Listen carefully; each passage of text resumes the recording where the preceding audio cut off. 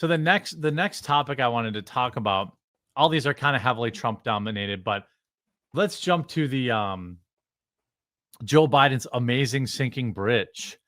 What an incredible use of taxpayer funds. I think I couldn't be happier that our tax dollars have gone to And construct a this floating bridge. this was one of the few things that Joe Biden has done that was actually at least remotely praiseworthy.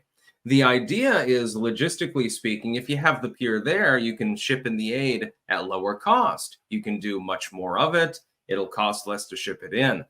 He can't even accomplish that. What a sad day indeed. Yeah, the idea you can't float a pier briefly offshore Gaza Strip. that's first of all, that's an L for the U.S. military engineers who built it. Second of all, this is curious because I don't remember if you remember the number that was floating around, but somebody was talking about the metric tons of aid that went into Gaza that never touched anybody. It was some insane number. Maybe Chad can remember. I don't know if it was I don't know the 40. number, but I know that most of it didn't actually get to them, and it's like, okay, well, big help that is. Well, can you airdrop some of those MREs in my backyard? Because like I can probably make better use of them, you know? Well, you're going to eat them, and probably the pier was like 1.2 billion. Jesus. And that's cheap for the U.S. military. Well, this shows it at 320 million. The pictures aren't awesome. It doesn't look like it's totally destroyed to me, but it looks like, boy, this thing didn't even last a week. You know, like it fell apart. Well, they have to hitch them back together and everything else. Yeah, if it's the military, it's highly bureaucratic. So, everything, like every bolt has to be perfect. There can be no rust on it. Everything has to be 100% in place. Otherwise, there's also break down. There's also a guy for everything. It's just like a lot of unions, right? Like the bridge broke because like there's like one guy who's authorized to fix it. And Joe over there is the only one that's allowed to use the wrench. Right. The DEI pier. Smith is the only one who's allowed to use the hammer. So we're going to need both of them. But one of them is on break right now. So you'll have to wait like 6 hours.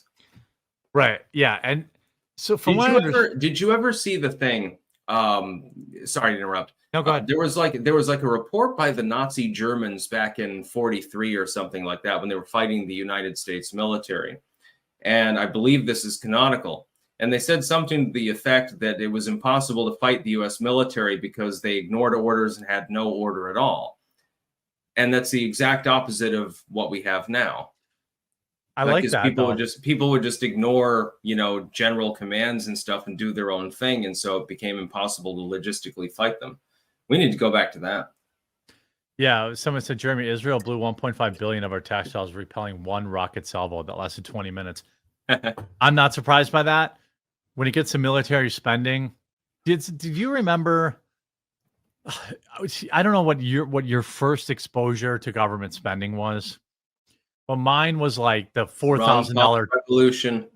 Well, I mean, like, do you remember? We would have been roughly the same age when like there was reports where everyone kind of heard about this like $4,000 toilet in the White House. I know or that. Like, so like the first time you hear that, I'm like, what is it made out of gold? And then as you get older, you're like, oh, it's all the bureaucrucy. There's like a toilet engineer. They had some sort of special hex wrench or something that cost like $300. Yeah. Dude, only for that toilet. Dude, even somebody like myself that isn't really into mechanical things could come aboard your submarine and apparently repair things for 1/10 of the cost. Yeah, hire a couple of mechanics. When you have that level of bureaucracy and red tape and all that kind of stuff, in government, it's, in the military, it's the same way. Whoever, private citizens could have built this bridge for probably 1/20th of what the government will spend on it. And probably but it wouldn't be up to code because they wouldn't have the right paperwork. And that's where your money goes, everyone. It's literally pieces of paper. Yeah, right. That's all the bureaucracy, right? So like it's getting the licensing, the pieces of paper that I'll say it's okay. what's interesting about this bridge is that for forever now, it's like there's two arguments out there. One is that none of the aid is getting to Gaza, and also that we should all be giving more aid to Gaza. And I don't understand how people reconcile that. Like, and by the way, who's taking the aid? Styx, you got an idea? You got an idea who might be taking it? I think some of those MREs might be going to Hamas. You know? Yeah, right. Yeah, I mean, if they get Chili Mac, apparently that's highly sought after. So, you know, congrats to them if they get one of those. Yeah, Chili Mac's solid because it's one of those flavors that you can I'll get. I'll tell you how you defeat Hamas. Okay. Mhm. U.S. military drops the regular unseasoned chicken to Hamas, and they all die of starvation or poisoning. Yeah, that would be because they probably would. Yeah, or the vegetarian meal, which is not great. I've tried that one. No. Some of those are good. I've only tried one, and it was gross. A fan sent it in. It was like a vegetable medley.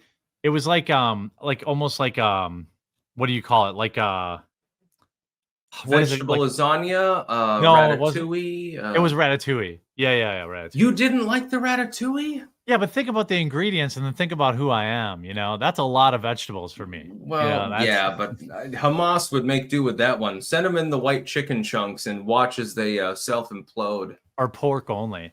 The I think that's one of the funniest things of is like, we need more aid for Gaza. I'm like, what do you mean? That Hamas is taking it. Hamas gets all the aid. So yeah, what do you want me to do? That's destroyed by the Israeli settlers there that attacked the aid convoys. Yeah, that also has happened. That's also an inconvenience. We could fly it in and bypass them, but it's like, oh my God, I don't even know what to think about the situation at this point. I'm just thinking, throw up my hands and say, fuck you. Well, yeah, well, that's the why kill each other at this point, because I mean, there's no help for you. At some point, you have to decide that it's a bad investment. And when you're stealing my money to do it, yeah, it's like you could make me kind of understand, like, hey, we're helping these people are displaced. Okay, cool. Then I'm like, well, they're not getting it. So you're stealing my money and giving it to terrorists. Like, I'd rather give the MREs to like the homeless or something in the United States, you know? You'd be less likely to get stabbed or robbed if they had food, a steady food supply. You know, yeah, we can easily supply that. We can also use them as test subjects too. You know, do a survey. How is this MRE?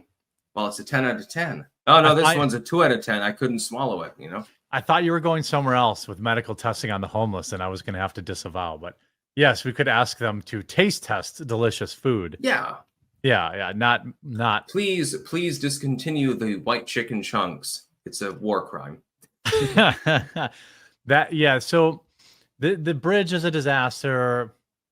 Netanyahu is doing whatever the hell he wants now. It's not surprising to me that the pier would fail, because everything that the Biden administration touches seems to be a failure.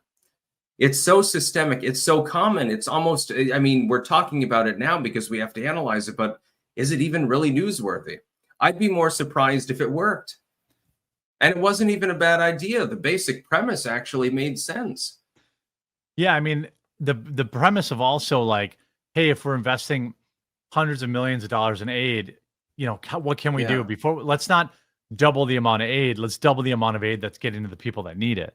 You know, like, yeah, that's a good investment. Yeah, logistics do matter in the military under normal circumstances. Yeah, that was a disaster and another embarrassment for Joe Biden. But as you've said, he cannot build a pier. He's the leader of the free world. Keep this in mind. Yeah, not a great look. Ramajam says, Styx, would you destroy the nutrient content of your produce by pickling? Oh, why would you destroy the nutrient content of your produce by pickling? Fermenting enhances nutrient content and absorption and has probacteria. I'm aware of that fact, but sometimes you just want like classic style pickles. It's not for the nutrients, it's for the flavor. Okay. I don't like pickles either, Styx. You don't even like pickles? I like salty stuff, but I don't like pickles or olives. I order a Bloody Mary. And I'm like, a fucking vowed if you don't like olives. I'm sorry, Jeremy, you've gone a step too far. yeah, even for you, Not even I can't. olives. Yeah, I think. Do you at least like black olives? No, I don't. Oh god. When I order a Bloody Mary, they're like, "Oh, do you want the blue cheese stuffed olives?" I'm like, "Can you poke the blue cheese out of the olives and just give me the blue cheese?" Like that's, and then obviously, they generally don't. Okay, Do that, you get a green olive with one of those little red things, the pimento in it. Will you at least eat the pimento? if I receive that item, I don't think I would even ever return to that restaurant because they very clearly hate me and want me to die. I'm God. I'm gonna have Isn't to come the to your inner- house and I'm gonna have to cook you like stuffed peppers or something that has vegetables in it that you won't snub. Well, if you come to the I don't even RNC, Jesus. we can go to some kebab places. We'll give Trump some stuffed peppers. Yeah, See if yeah. Secret Service doesn't immediately tackle you. Yeah, here. Motorhawk says, It's dude, just your rice. depiction of Dearborn and by extension Hamtramck is wrong. I live near them. Those are not no-go zones. A lot of Muslims, yuck, but way safer than walkable in downtown. I didn't say it was unsafe. I don't think I did. I said that No. it is, the signs are in Arabic and it's extremely Muslim, but I didn't say I would expect it to be safe. To be honest with you, there are parts of the United States that are like Mogadishu. yeah. I think I would expect it to be safe and clean, to be honest with you. That is one thing. Muslim neighborhoods probably would have less trash in them. Yeah. I mean that's just perhaps perhaps I'm wrong. I don't think I've ever been to obviously I know I live next door to Muslim people, but not enough of them to say this is how their community acts, Yeah. But I would assume that it's just sort of people stereotyping random white Americans. It's like not all of us carry a fudge shotgun around and use the Bible as body armor. Yeah, not all of us, but quite clearly I'm a doctrinal Christian.